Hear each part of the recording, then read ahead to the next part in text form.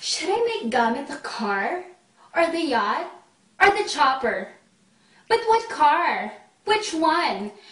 Audi, Infiniti, Jaguar, BMW. OMG, so many choices naman, no? It's like so hirap to make pili kaya. Ha? Ano daw? Naiintindihan mo ba yung mga sinabi niya? Ano nga ba kasi ang konyo?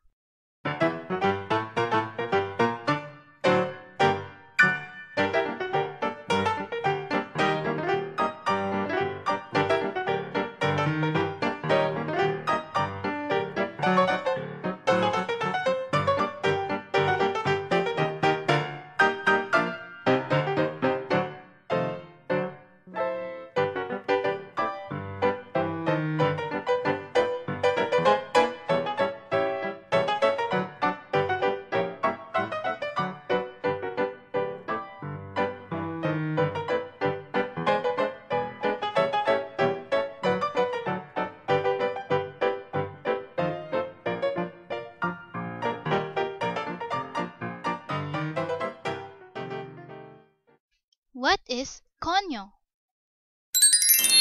Ang konyo ay pwedeng noun, adjective, or interjection. Isa itong Spanish word na madaming ibig sabihin. Isa itong balbal na salita at iba pang katawagan para sa mga salitang at slang term na tawag naman sa female genitalia. Bad word kung titingnan, pero ibang ibig sabihin nito sa Filipino. Ayon kay Wiktionary, Konyo refers to a wealthy Anglophone person raised and or living in a gated community, though the term originally referred to insular Spaniards regardless of socio-economic status. In other terms, noong panahon ng Espanyol, ito ay tawag sa mga taong galing sa mga upper class level of society. Gets? Kulang, year 2002, nang ilabas ni Babong ang kanyang ikalawang libro na pinamagatang Bakit Baligtad Magbasa ang Mga Pilipino? At natukoy niya dito kung ano nga bang ibig sabihin ng konyo.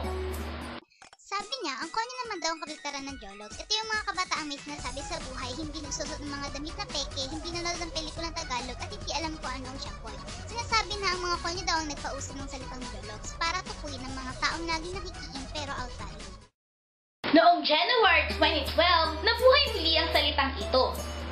At naging trending topic sa Twitter. Ang sabi ng ilang Twitter users, sila ay nakakairita at kung minsan din ay nakakatawa dahil sa kanilang pananalita. Taglish ang universal language nila, Tagalog plus English. Siyempre, kung may konyo, hindi mawawala ang konyo problem. Ano naman ang konyo problems? Ito naman yung mga klase ng problema ng mga konyo na simple na ginagawang komplikado at imposible. Nakadepende lagi kay yaya, kay mommy o kay daddy.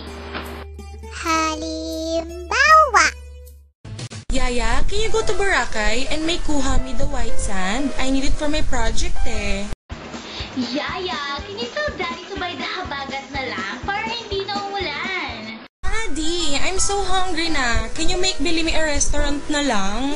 Yaya, can you make hiwalay the 3-in-1 coffee? I don't like sugar kasi eh.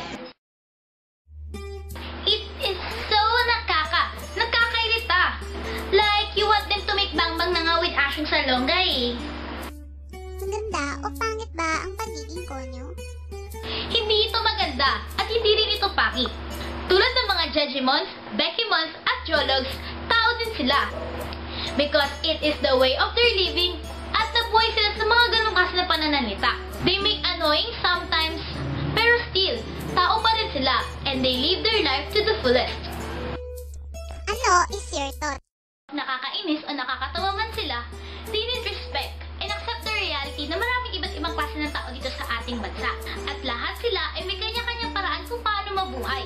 Kung may nabubuhay sa pagtawa ng jeje, sa pagsigaw ng echos, at sa nabuhay sa pakikiin at hindi mabuhay ng walang yaya, wala tayong magagawa. Hindi ka man kabilang sa kanila,